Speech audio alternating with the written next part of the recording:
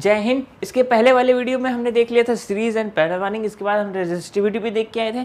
इस वीडियो में हम देखेंगे what is electric power and how to calculate electricity unit, ये भी देख लेंगे, और heating effect of current.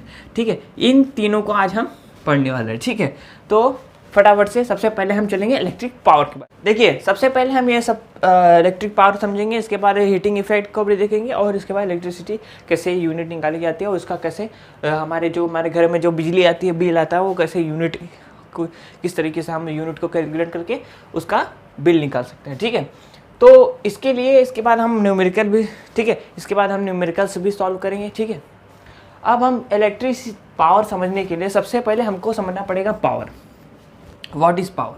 Power को हम क्या कहते हैं? ताकत या शक्ति।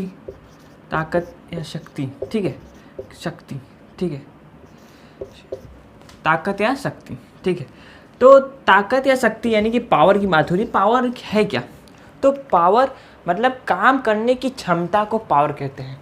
मतलब जैसे एक व्यक्ति है, ठीक है, ठीक है, ये कोई आदमी है, ठीक है, ये कितना काम कर सकता है। जैसे इसको, ये देखिए, ये कोई बॉक्स है, ये कोई वुडन बॉक्स है, ठीक है, वुडन बॉक्स, ठीक है।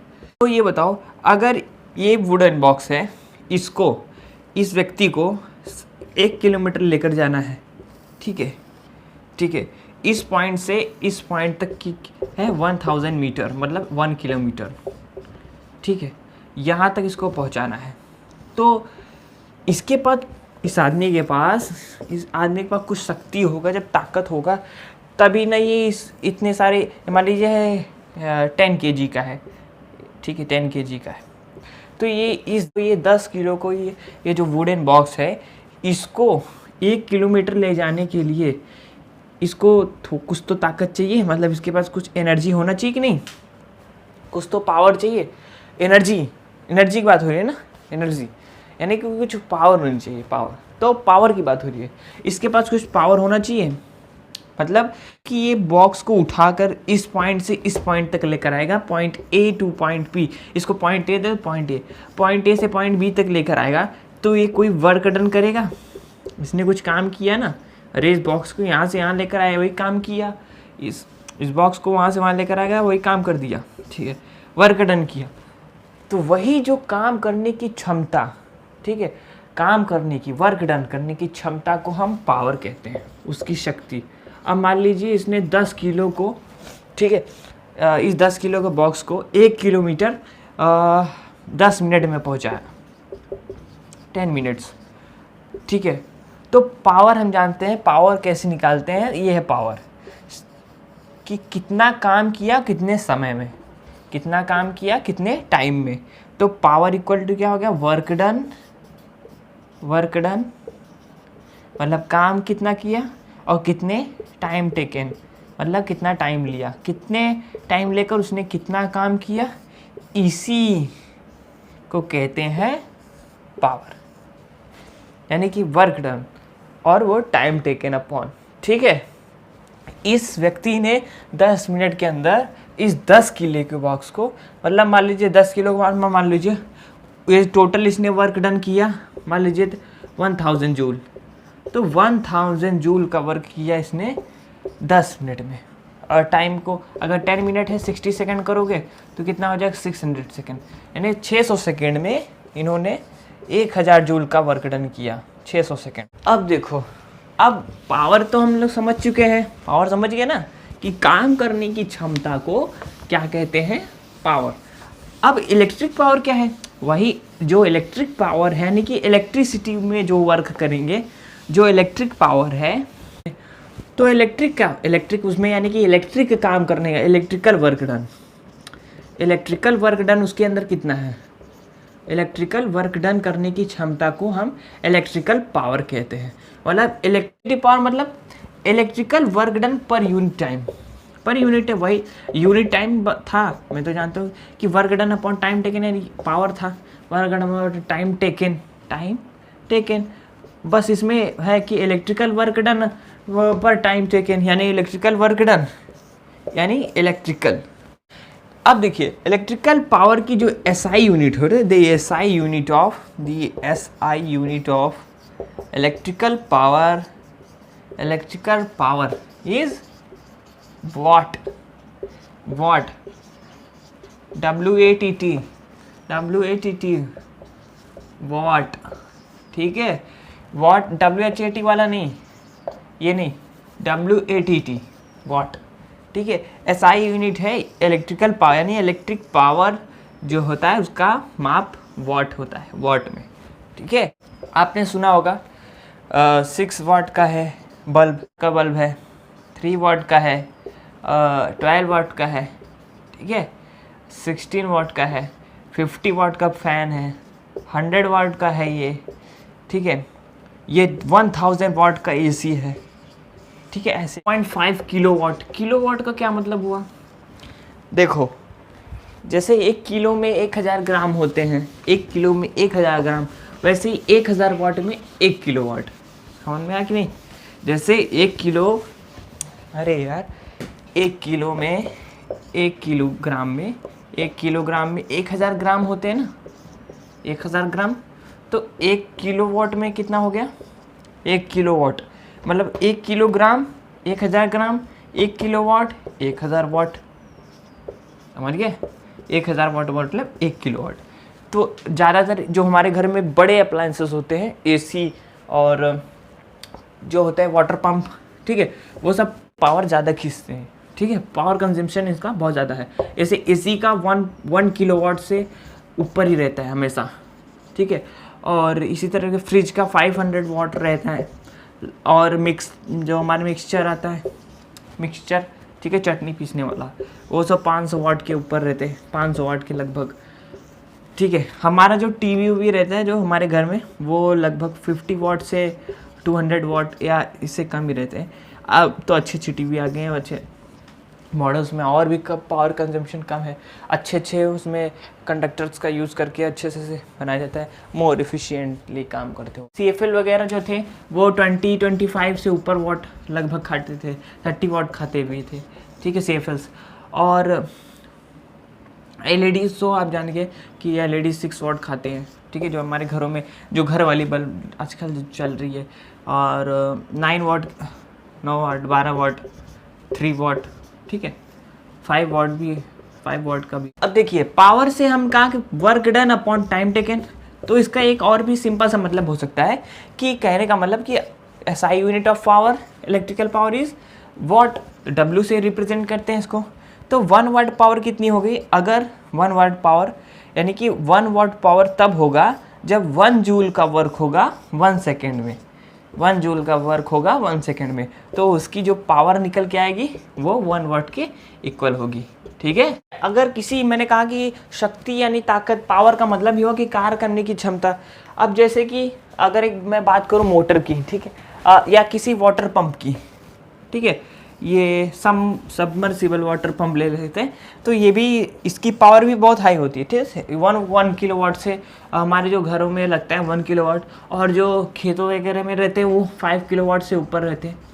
3 तो नहीं लगाते कोई, 5 किलोवाट पावर से ऊपर 15 किलोवाट। और जो वाटर टैंक होता है और जो सरकारी वाटर टैंक्स होते हैं उसके ऊपर तो 25 किलोवाट एबव मोटर्स लगे रहते हैं, ठीक है। यानी कि 25,000 वाट वो के ऊपर वाले पावर के रहते हैं, ठीक है। तो हमारे जो घरों में 1 किलोवाट के लगे रहते हैं, अगर उसने पानी खींचा, ठीक है, पानी खींच के हमको दिया, तो जैसे कि पहले क्या होता था गांव में, जो कुएं थे, ठीक है, उसमें हम लोग बाल्टी डालते थे और पानी खींचते थे, तो उसमें बहुत मेहनत लगती थी, मतलब बहुत ज़्यादा मेहनत लगती थी। मेहनत का मतलब बहुत ज़्यादा काम करना पड़ता था, जो बहुत ज़्यादा वर्क डन होता था, ठीक है। तो वर्क डन किया उसने, हम लोग करते थे, मतलब कुएं से पानी निकल, तो वहाँ पे जो वर्क डन हम कर रहे हैं वही काम, यानी कि वही क्षमता जो काम कर रहे थे हमारी पावर, वही पावर अब ये ले रहा है। अब मोटर पानी को निकाल रहा है तो अब ये वर्क डन कर रहा है, तो उसकी वर्क डन करने की क्षमता 1 किलोवाट है, इतना काम कर सकता है 1 किलोवाट तक का। तो पावर निकालने का क्या था formula? Power equal to work done upon time taken, ठीक है। ये तो पावर का है। इलेक्ट्रिकल पावर कैसे निकलेगा? उसका एक फार्मूला क्या होता है इलेक्ट्रिकल पावर के, मतलब ठीक है। अब इलेक्ट्रिकल पावर कैसे निकलेगा, ये तो पावर निकल रहा है ना ये, ठीक है। तो इलेक्ट्रिकल पावर निकलता है कि इलेक्ट्रिकल पावर यानी इलेक्ट्रिकल एनर्जी, ठीक है। तो तो ये तो होगा पावर। अब इलेक्ट्रिकल पावर कैसे निकलेगा, इलेक्ट्रिकल पावर निकलता है एक जो होता है V इंटू आई, क्या V इंटू आई, ठीक है। V का मतलब होगा पोटेंशियल डिफरेंस यानी वोल्टेज, पोटेंशियल डिफरेंस V का मतलब हो गया वोल्टेज, और इनटू मल्टीप्लाई में करंट, I का मतलब होता है करंट यानी ampere, voltage into ampere, potential difference into current करेंगे तो वो हमारा पावर निकल जाएगा। जैसे अगर मैं बात करूँ, हमारे घरों में जो बिजली आती है 220 वोल्ट की बैटरी आती है, ठीक है। और कोई एक अप्लायंस है जो 220 वोल्ट से चल रहा है, और जो खपत कर रहा है, जो कर रहा है मतलब जो इलेक्ट्रिक करंट लेना है वो मान लीजिए 1 एम्पियर का ले रहा है, 1 एम्पियर, 1 सीधा 1, ठीक है। और इतने वाट से चल रहा है वोल्ट से, और इतने वोल्ट से चल रहा है और इतना एम्पियर ले रहा है, तो उसकी पावर क्या होगी, पावर इलेक्ट्रिकल पावर वाट में होती है हमेशा, तो 220 सीधा 220 वाट हो जाएगा उसका पावर, इलेक्ट्रिकल पावर हो जाएगा, ठीक है, इलेक्ट्रिकल पावर, ठीक है। अब इसी फॉर्मूले से आप ये भी निकाल सकते हो, जैसे कि मान लीजिए हमको पावर दिया है कि जैसे कि 1000 वाट का हमारा होता है एसी, ठीक है, एसी एयर कंडीशनर, और वो 220 वोल्ट हमारे घर में आती है, और पूछा है कि आई निकालो, तो यहाँ पे आई को रख कर इससे डिवाइड करो, कितना हो जाएगा 2, ये कैंसिल 11 50, ठीक है। और इधर क्या हो जाएगा 11 इंटू डिवाइड कर दो 50 से, ठीक है। तो 11 4 जा 44, 6 पॉइंट लगा के 0 बोला, 11 5 जा 55 एंड ये 5 बचा, ठीक है, 0 बढ़ा के 0, ठीक है। तो 4.5, तो करंट कितना ले रहा है वो 4.5 एम्पियर का, ठीक है, 4.5 एम्पियर का। इसी फार्मूले से हम करंट भी निकाल, अगर ये दो दिए हैं तो ये निकल जाएगा, ये दो दिए हैं तो ये निकल जाएगा, और ये हमारा इलेक्ट्रिक पावर निकालने का ये फर्स्ट फार्मूला हो गया, P = V इंटू आई, नोट डाउन। अब पावर निकालने का और फार्मूला होता है, फर्स्ट वाला याद था आपको, P = V इंटू आई। जो सेकेंड फार्मूला होता है पावर निकालने का वो होता है I² इंटू आर। रेजिस्टेंस और करंट के रिलेशन से भी, मतलब इन दो से भी हम पावर को, इलेक्ट्रिक पावर को निकाल सकते हैं। करंट के स्क्वायर को और जो उस कंडक्टर की रेजिस्टिविटी है, मतलब सॉरी रेजिस्टेंस है, उस करंट के स्क्वायर और जो रेजिस्टेंस है उस कंडक्टर का, उससे हम पावर निकाल सकते हैं, ठीक है। और एक फॉर्मूला होता है पावर निकालने का, और एक जो होता है पावर निकालने का V²/R, मतलब कि वोल्टेज के जो स्क्वायर है, वोल्टेज का जो स्क्वायर है पोटेंशियल डिफरेंस, उसका डिवाइडेज कर दो, मतलब V² वोल्टेज के स्क्वायर अपॉन उस कंडक्टर का रेजिस्टेंस, उस अप्लायंस का, उस कंडक्टर का कहो चाहे जो कहो, उसका रेजिस्टेंस, ठीक है। इससे भी पावर निकल जाएगा। तो फर्स्ट ये हो गया P = V इंटू आई, सेकेंड हो गया I² इंटू आर, थर्ड हो गया V² R। ये तीन फॉर्मूले पावर निकाले जाते हैं, इलेक्ट्रिकल पावर, ठीक। अब देखिए इलेक्ट्रिकल पावर के ऊपर हम एक न्यूमेरिकल लगा लेते हैं। एक न्यूमेरिकल क्या है कि एन इलेक्ट्रिक बल्ब रेटेड है 220 वोल्ट पे वो चल रहा है, और 220 वोल्ट पे वो 100 वाट खाता है, कितना 100 वाट, ठीक है। तो फर्स्ट केस क्या होगा, फर्स्ट वोल्टेज क्या होगा 220 वोल्ट, और पावर कंजम्पशन क्या है, ठीक है, वाट, ठीक है, पावर कंजम्पशन क्या है P = 100 वाट, ठीक है। अगर व्हेन इट इज़ ऑपरेटेड, जब वो ऑपरेट होता है कितने पे 110 वोल्ट पे, जब वो ऑपरेट होता है operated on 110 volt, the power consumption will be, तब उसकी पावर क्या होगी, ठीक है। अगर 110 वोल्ट का पोटेंशियल डिफरेंस दिया जाए तब उसकी पावर क्या होगी। तो इस केस में देखो हमारे पास क्या है, फर्स्ट केस में कि हमारे पास वोल्टेज है और क्या है पावर है, वोल्टेज और पावर याद करो कि इलेक्ट्रिक पावर कैसे निकलेगा। हमारे पास याद करो एक फार्मूला था कि P equal to V square upon R. अब मैंने इसी फार्मूला क्यों लिया, क्योंकि देखो मुझे क्या समझना था कि मुझे इसमें इलेक्ट्रिक पावर निकालना है। पहले तो दी पावर कंज्यूम पूछा है, यानी कि इलेक्ट्रिक पावर निकालना था P। तो P मेरा अगर निकालूंगा तो पूछा है कि when it is operated 110 volt तब उसकी पावर क्या होगी। तो मुझे पता है कि जब ये पावर पूछ रहा है और वोल्टेज भी दिया है, तो मतलब पावर और वोल्टेज मुझे दिया है। अगर एक चीज़ मुझे मिल जाए रेजिस्टेंस, तो मैं इस क्वेश्चन को आसानी से लगा पाऊंगा। ठीक है, तो इसलिए मैंने इस फॉर्मूले का यूज़ किया। ठीक है, इस केस में भी यही दिख रहा है ना मुझे कि 220 वोल्ट दिया है और पावर दिया है, तो मुझे रेजिस्टेंस मिल जाएगा, तो इसलिए तो ये लिया। अब देखो पावर क्या है, पावर 100 वाट है फर्स्ट केस में, है ना, फर्स्ट केस की बात 100 वाट है पावर की जगह पावर रख दिया, वोल्टेज के 220 रख दिया, और रेजिस्टेंस अब मुझे मिल जाएगा R कर दिया। ठीक, समझ में आया कि नहीं आया। ठीक है, वोल्टेज की स्क्वायर, ध्यान देना, वोल्टेज की स्क्वायर, इसका स्क्वायर कितना हो जाएगा, इसका स्क्वायर कितना हो जाएगा, स्क्वायर 0 0 0 4 4 0 4 4 0 0, ये कितना हो जाएगा 4 8 4, ये हो जाएगा टोटल आपका 100। इधर आ जाएगा क्या, R ऊपर चला जाएगा, ये नीचे चला जाएगा। ठीक है, समझ में, R इक्वल टू 48400 अपॉन ये 100 नीचे 0, ये दो कैंसिल, बचे कितने 484। तो रेजिस्टेंस कितना हो गया 484, रेजिस्टेंस कितने ओम है, SI यूनिट ओम्स। ठीक, तो रेजिस्टेंस कितना आ गया 484 ओम्स।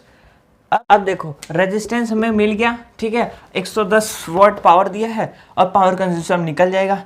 तो पोटेंशियल डिफरेंस जो है, जो नया वाला, अब ये 110 रखना है, 110 यहाँ पर रखा, और वोल्ट पोटेंशियल डिफरेंस का स्क्वायर और रेजिस्टेंस, ठीक है, और रेजिस्टेंस अपॉन का रख दिया, अब पावर निकल जाएगा। इसका क्या हो जाएगा, करोगे तो इसका करेंगे तो हम स्क्वायर निकल देंगे 0 0 1 1 0 0 1 जब 1, इसका आगे कितना 1 2 1 0 0 अपॉन 484। अब इसको सॉल्व करो, सॉल्व करने भी देखो कितना। ठीक है, तो 121,00484 से कट करोगे। अगर इसको ऐसे प्रॉब्लम हो रही है ना, तो 1110 ऐसे करके भी लिख सकते हो। 1110 स्क्वायर है तो अलग अलग करके लिख लो 484। अब इसके बाद इसको सॉल्व करोगे तो आएगा 3025, और इसको भी डिवाइड कर दोगे, 1 to 1 है आएगा नीचे, इसको डिवाइड करोगे तो 25 वाट आएगा, और ये हो गया आपका आंसर। ठीक है, अब देखिए एक और इम्पॉर्टेंट होता है कि इलेक्ट्रिक एनर्जी निकालने का। मान लीजिए अगर हमारे घर में कितना इलेक्ट्रिक कंज्यूम हुआ उसका निकालना, तो उसका होता है इलेक्ट्रिक एनर्जी, ऐसे करके लिख ले, इलेक्ट्रिक एनर्जी, इलेक्ट्रिकल एनर्जी। ठीक है, और जितना भी पावर यूज़ हुआ है, ठीक है, और मतलब टोटल जो जितनी भी अप्लायंसेस लगाए हैं आप सबका पावर निकाल लीजिए, और इनटू कितना टाइम आपने चलाया है उसको। ठीक है, उससे हमारा इलेक्ट्रिक एनर्जी निकल जाएगा। मान लीजिए अगर हमारे पास टोटल हमारे घर में जो यूज़ हुआ है, अगर आपके यहाँ AC भी है तो लगभग मान लीजिए दो नहीं तो 1500 वाट ले लीजिए, 1500 वाट चला है आपका लगभग। अगर एवरेज मानेंगे, एवरेज मान लीजिए, छोड़ो एवरेज मान 700 वाट अगर मान लीजिए यूज़ हुआ, एवरेज 700 वाट इंटू 12 घंटे चले हैं, 12 आवर, तो ये हो जाएगा कितना 12 इंटू 700, 700 इंटू 12, 200 200 2 4 14 100 100 1 7, कितना हो गया 8400, कितना हो गया 8400। अब किलोवाट में निकालना है, तो मैंने कहा था कि एक किलोवाट में इक्वल होता है 1000 वाट, तो इसको डिवाइड कर देना पड़ता है। 1 किलोवाट में 1000 वाट होता है ना, तो जितना भी वाट निकला है इसको डिवाइड कर दो तो किलोवाट में आ जाएगा। ठीक है, ये 10 का करोगे 8.4 आएगा, ठीक है। तो हो जाएगा कितना 8.4 किलोवाट, और क्योंकि हमने टाइम निकाला है और इलेक्ट्रिक एनर्जी कंजम्पशन पूछ रहा है, मतलब कितना, तो हावर, किलोवाट हावर, वो 8.4 किलोवाट हावर। अगर इसमें अगर कॉस्ट भी पूछा है, पैसा कितना हुआ, तो कॉस्ट जितना भी किलोवाट आएगा, टोटल पावर जो भी आएगा, मतलब जितना भी टोटल पावर आए उसमें आप उसका कॉस्ट जोड़ दो, पैसा, एक यूनिट का जितना भी पैसा हो उतने से उसको मल्टीप्लाई कर दो। एक यूनिट मान लो 3 रुपये का है, तो 8.4 कितने हो जाएगा, 3.0 ले लो, 0 तो दे देगा 3 4 12, 3 8 24 25, 0 2 5 2, पॉइंट कितनी प्लेस पर, 2 प्लेस, तो 25 रुपये, 25.20 रुपये आएगा, ठीक है। ये कोई 3 रुपये मैंने ऐसे ले लिया, या तो अपने स्टेट्स पे भी होता है, 3 रुपये तो मैंने ऐसे ले लिया, बाकी ये अलग अलग जगह के हिसाब से, प्लेस के हिसाब से रहता है। दिल्ली, मुंबई अलग अलग, मुंबई में आप देखेंगे अलग बिजली का है, और दिल्ली में अलग है, यूपी में अलग, बिहार में अलग, सबका अलग अलग रेट है। जैसा भी रेट हो आप देख लीजिएगा, आपने गूगल कर लीजिएगा, वो उस रेट से अपना निकाल लीजिएगा, तो आपके घर का जो बिजली खपत है आपको निकलने में आसानी होगी, और आप इसको अच्छे से निकाल सकते हैं, ठीक है। तो जितना भी किलोवाट हावर रहेगा उसमें कॉस्ट में आपको मल्टीप्लाई कर देना है उतने यूनिट से, ठीक है, वो जो यूनिट का कॉस्ट है उसका, तो आपका आंसर, आपका मतलब जो भी टोटल पैसा है आपका यहाँ पे। इसके बाद देखिए हमारे इस चैप्टर का एक बहुत ही मोस्ट इम्पॉर्टेंट और है, ठीक है, heating effect of current. Heating effect of current मतलब कि जब भी कोई अप्लायंस चलता है तो उसमें हीट निकलता है, हीटिंग इफेक्ट ऑफ करंट, ठीक है। जब भी कोई अप्लायंस चलता है तो उसमें हीट निकलता है। अब देखिए इसमें कुछ से 3-4 ऐसे फैक्टर्स, मतलब मेजर वो है पॉइंट्स, जिससे किसी भी करंट का हीटिंग, मतलब हीट पता चलता है कि वो कितना हीट प्रोड्यूस करने वाला है, हम देखेंगे, ठीक है। तो 3-4 पॉइंट है, उसको आपको याद रखना है अच्छे से, ठीक है। आयरन होता है, इलेक्ट्रिक आयरन, मतलब जो कपड़ा प्रेस करने वाला होता है, ठीक है, कपड़ा प्रेस, या हीटिंग, या भैया हीटर लिख सकते हैं, ठीक है, हीटर गर्मियों में पानी के लिए जो आता है उसका वाटर हीटर, और ये एयर के लिए जो आता है हीटर, ठीक है। तो जो हीटर होता है उसके अंदर जो कॉइल लगे रहते हैं, अंदर कॉइल होता है, इलेक्ट्रिक आयरन के अंदर भी कॉइल होता है, वो कॉइल होते हैं नाइक्रोम के। नाइक्रोम एक ऐसा मेटल एलॉय है, ठीक है, जिससे कि हम अपने चीज़ों को क्या करते हैं, जब उसमें, नाइक्रोम एक ऐसा मेटल एलॉय है कि जब हम उसके अंदर करंट फ्लो कराते हैं तो वो क्या होता है, बहुत ज़्यादा हीट हो जाता है। उस हीट का हम यूज़ अपने रिक्वायर्ड, जहाँ भी हमें ज़रूरत होगी उसको में करते हैं करंट के माध्यम से, मतलब करंट यानी इलेक्ट्रिक एनर्जी को हम हीट एनर्जी में कन्वर्ट करते हैं। इसी इफेक्ट को, मतलब इसी को electric heating effect of current कहते हैं, ठीक है। हीटिंग इफेक्ट समझ में आ गया ना, हीटिंग इफेक्ट क्या है, हीटिंग इफेक्ट, और ये किस पे डिपेंड करता है, देखिए सब वो होता है करंट के स्क्वायर का,